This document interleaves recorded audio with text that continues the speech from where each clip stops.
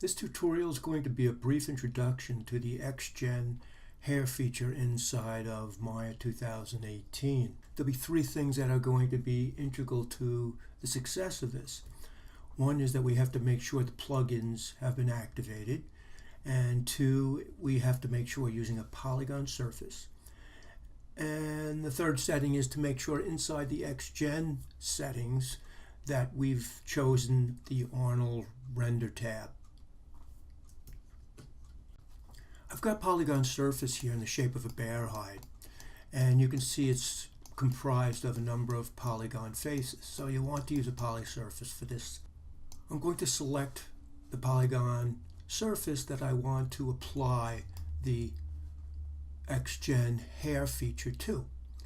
The first thing I'm going to do is go up to Windows, and I'm going to go to Settings and Preferences and Plugin Manager.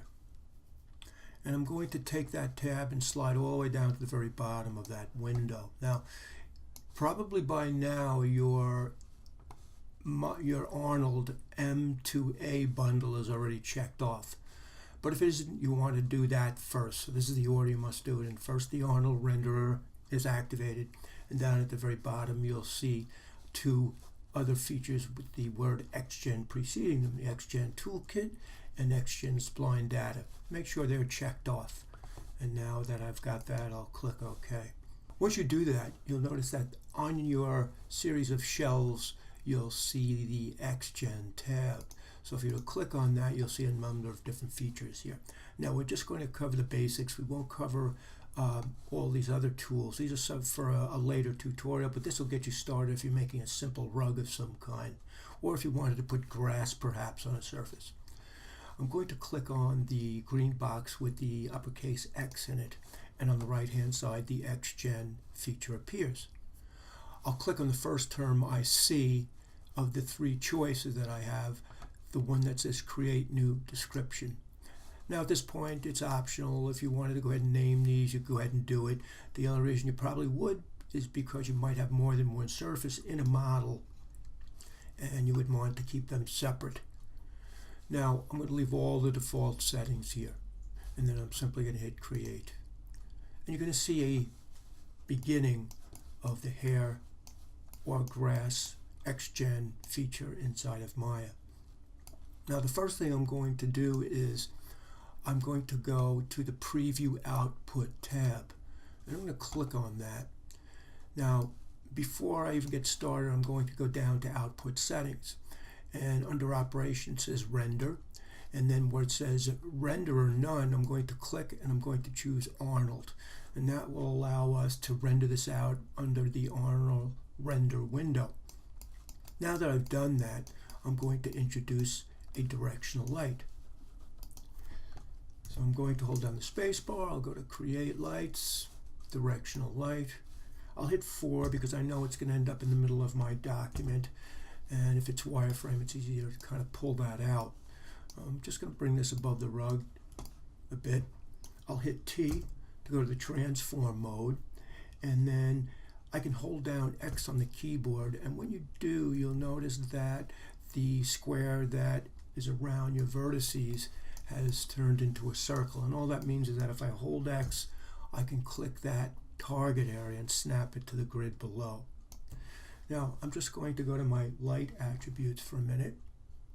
I'll hit Control A, or I'll click on the tab, and I'm just going to bump up the opacity to 3 or 4, just so that when I have the render window up, I can kind of see what's going on as I proceed. Next thing I'll do is I'll go back to my Xgen, and I'm going to bring up the Arnold render view, and I'll activate it. And now I can see that the rudimentary hair that I've put on this, or fur on this bear, is starting to show up. Now a lot of what we're going to do next will be contingent upon your CPU. This is pretty intense for the computer, so you want to be careful about how you proceed with this. I'm going to go to the Primitives tab inside the Xgen, and in here you're going to see all the features you're going to need to increase the density up at the top, and you'll see it starts to procreate the hair. I'm going to go down to the length, and I'm going to shorten it because maybe the bear doesn't have that along the hair, so I'll just reduce that. At this point, it's becoming very subjective. In order to make this go a little bit more believable, I'll go down and I'll drag the taper further to the right, which tapers the tip of all those little follicles. And then I'm going to change the width, which would change the thickness at the base of those follicles. And if I wanted to, I could go down a little bit further and I could start to put a little bit of a bend in. You can play with all these little features. I'm going to hit Command S to save, and I'm going to now play with the color of this. So you can see that if you were to go in, and again, as I said, depending on your CPU, you can bring the density up much higher. And as you do, you'll see it becomes more convincing. Now, probably want to change the length as well, but this is all something that you would decide whatever your need might be. Before we proceed in changing the color of the hair, I just want to point out that I had selected my geometry and I'd added a new material. If I was to go to the material attribute I put on there, you can see that the AI standard, I'll name this base.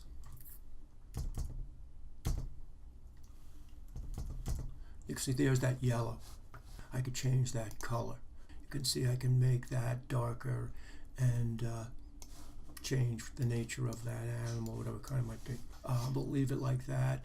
And now we're going to change the actual color of the follicles. I'm going to go to the hypershade. And in my hypershade, I'm looking for the tab that'll have the word hair on it. When you click on it, you'll see now in the hypershade it says Hair Physical Shader. That's what was added when we used the Xgen. And you can see the colors of the fur right now. In here I can go in and change this to whatever I want it to be, essentially. And once again, this is really up to you. You're able to change the base of the follicles or blades of hair, whatever, grass, whatever you might want to use this for. And you can also change the tips.